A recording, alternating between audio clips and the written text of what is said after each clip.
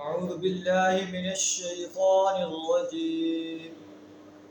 بسم الله الرحمن الرحيم. تنزيل الكتاب من الله العزيز الحكيم. إنا أنزلنا إليك الكتاب بالحق فاعبد الله مخلصا له الدين. ألا لله الدين الخالص والذين اتخذوا من دونه أولياء ما نعبدهم إلا ليقربونا إلى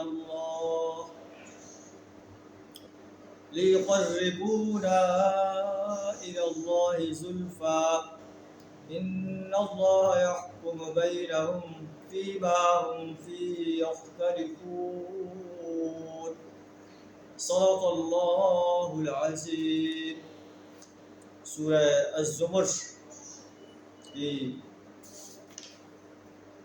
5 آیات آپ کے سامنے تلاوت کی ہیں. سورہ الزمر کی 3 آیات آپ کے سامنے تلاوت کی ہیں.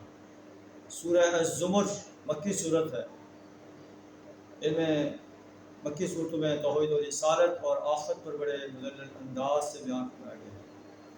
اس کو زمر اس لیے کہتے ہیں کہ اس میں زمر کا لفظ ہے وسیق الذین کفروا الی جہنم زمرا.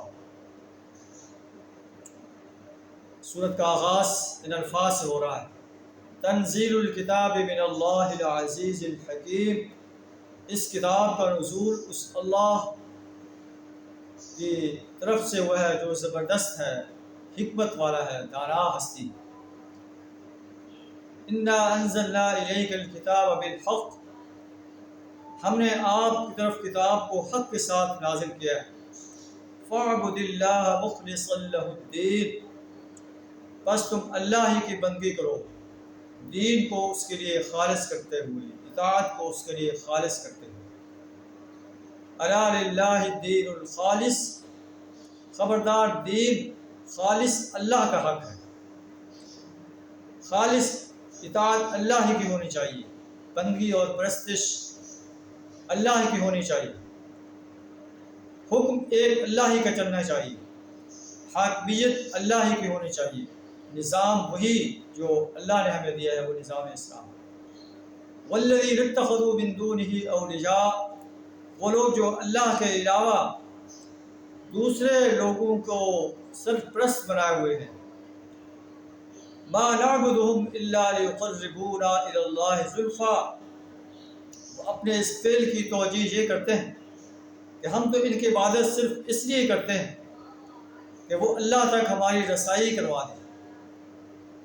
ان اللہ یحکم بینہم فیما ہم فیہ یختلفون. اللہ ان کے درمیان فیصلہ کرے گا جس میں یہ اختلاف کر رہے ہیں. ان اللہ لا یہدی من هو کاذب کفار. اللہ کسی ایسے شخص کو ہدایت نہیں دیتا جو جھوٹا انسان ہو، منکر حق انسان. ان آیات میں اللہ تبارک و تعالیٰ خالصتاً اپنی بندگی کی، اپنی غلامی کی، اپنی پرستش کی، اپنی اطاعت کی رہنمائی دے رہا ہے، آرڈر دے رہا ہے. اہل ایمان کو ارشاد فرما رہا ہے کہ خالصتاً میری اطاعت کرو، میری بندگی اختیار کرو. میری بندگی کے ساتھ، میری اطاعت کے ساتھ جو ہے دوسرے انسانوں کی اطاعت نہ کرو. میری بھی بندگی کرو اور شیطان کی بھی بندگی کرو.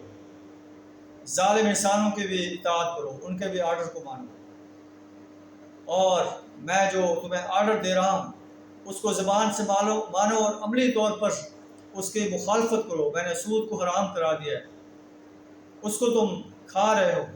شراب، زنا، چوری، ڈکیٹی، کم تولنا، کم ناپنا، ملاوٹ کرنا، میراث سے جو ہے اپنی بیٹیوں کو محروم کرنا، اور ایسے کئی غلط کام جن سے اللہ نے روک دیا ہے.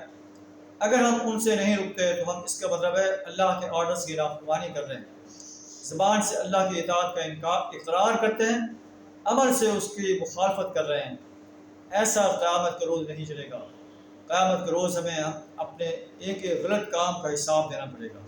اللہ فرماتا ہے کہ اطاعت میری ہی کرو، میرے علاوہ کسی اور کی اطاعت کرو گے یا کسی اور کی اطاعت صرف اس لیے کرو گے کہ یہ ہمیں اللہ سے قریب کر دیں گے، اس کا فیصلہ اللہ قیامت کے دن کرے گا، اور وہ دن تمہارے لیے خسارے ہی خسارے کا دن ہوگا۔ اللہ سے دعا کرا ہمیں خالصتاً اپنی پرستش، اپنی بندگی اور غلامی اور اپنی اطاعت کرنے کی توفیق عطا فرمائے۔ وآخر دعوانا الحمد للہ رب العالمین۔